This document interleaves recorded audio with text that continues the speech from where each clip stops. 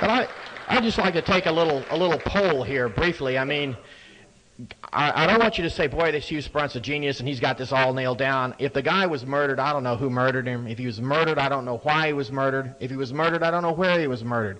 All I'm trying to say is these dudes in these reports that say, oh yeah, it's totally obvious he died of his own hand in that park with that gun and there's no evidence to the contrary, they are not telling you the truth. Or at least they are misstating themselves. Question?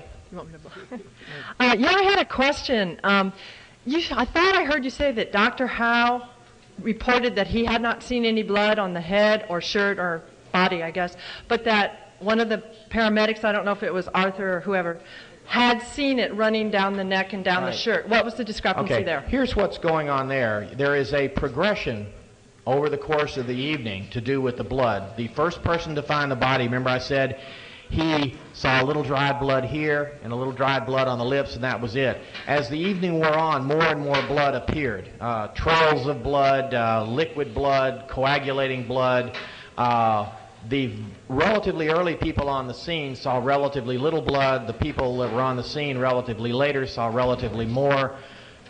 The only thing I could possibly make from that is that as they rearranged the death scene, the body bled a little more. Plus, if the body, say he did shoot himself here, there's you're going to get more drainage. So say he had shot himself at pick a time. They very roughly estimated the time of death at like 3:30. It was really something like 3:30 or 4 plus or minus an hour maybe. And so some of it is probably just natural drainage, but basically you get more and more as the evening goes on. So when do you think Dr. Howe actually was there then? That's what I was confused about. There's a whole thing with Dr. Howe. He said to the FBI, I got to the park at 6:40. Fisk says, oh no, Dr. Howe was wrong. He got to the park at 7:45. Dr. Hough's ME's report, the one that I showed you, it's got times in there where we could put it up again, it's buried, but basically it says he got to the park, he was called apparently at 6:45. He didn't get to the park at 6:45. He got there about 7. He saw the body at 7:15. His report is consistent with him arriving at the park about 45 minutes before Fisk says he did. Starr goes in and tries to address this and just screws it all up royally. It's not very grabby graphically, so I didn't show it to you. But basically he goes in and misstates what people say in the handwritten notes, and you don't know that unless you go to the handwritten notes and read them. And so in terms of what he saw, the point of the thing where it said something like Dr. Howe saw the exit wound, what I wanted to point in the back of the head, Fisk said he saw that. If you go to his own ME's report, there's no mention of an exit wound in the back of the head. There's another point. Fisk says Dr. Howe observed a large pool of blood on the ground behind Foster's head. The reason that Fisk says that is because the more blood at the site, the more likely he died there. Howe actually told the FBI, when you go to his FBI interview, he said that the blood, Fisk said large pool on the ground behind the head. What Howe actually told the Bureau was the volume of blood was small, not large. What blood there was matted and clotted, not a pool, and it wasn't on the ground. It was matted and clotted on the back of his head. I'm sorry. I was just going for the discrepancy between the paramedic seeing it going down his shirt versus Howe not seeing it. The paramedic, yeah, I don't have a real good answer to that because let's see, the paramedic in question was at that time he made that description, that was before Howe got there, so there is a discrepancy there. Now, of course, one problem with this method I'm using, I mean, it should be obvious to you, is once you start admitting the FBI is wholesale changing all their reports, it's kind of hard to know what pivot foot to use.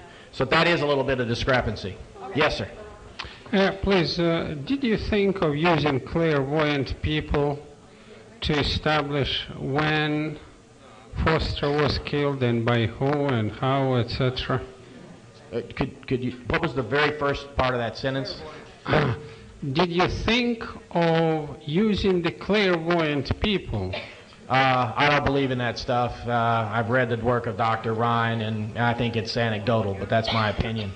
I have enough trouble figuring out government paperwork without dealing with clairvoyance. If somebody wants to try and could give me a real good R-squared I'll certainly look at it, but I have trouble with that. Well, hello. Hello. This is Mr. Favish here of Silver Gun fame.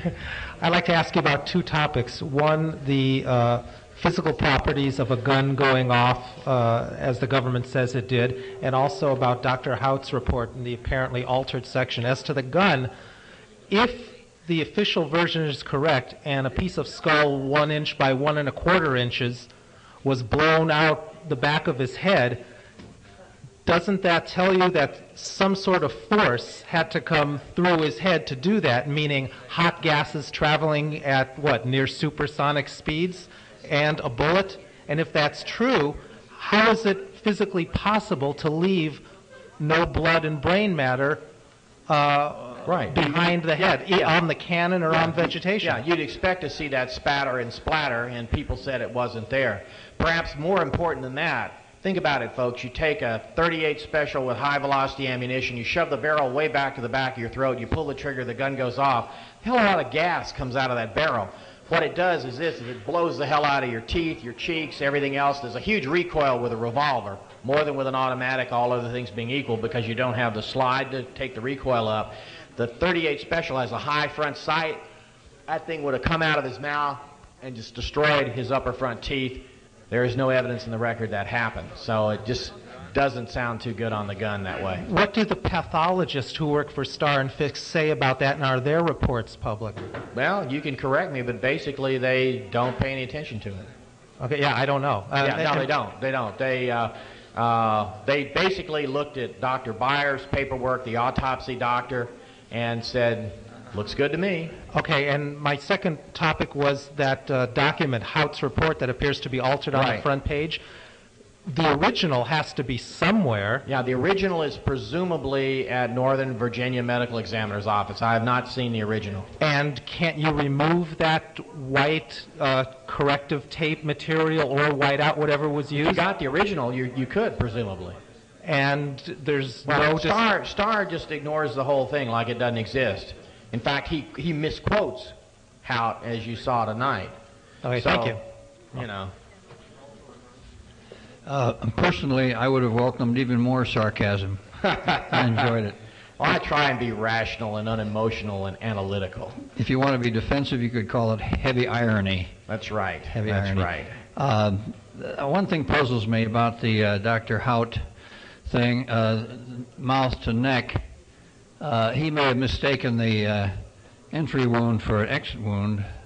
And the other thing is, shooting yourself mouth to neck wouldn't be fatal, would it? Well, see, that's the problem, is that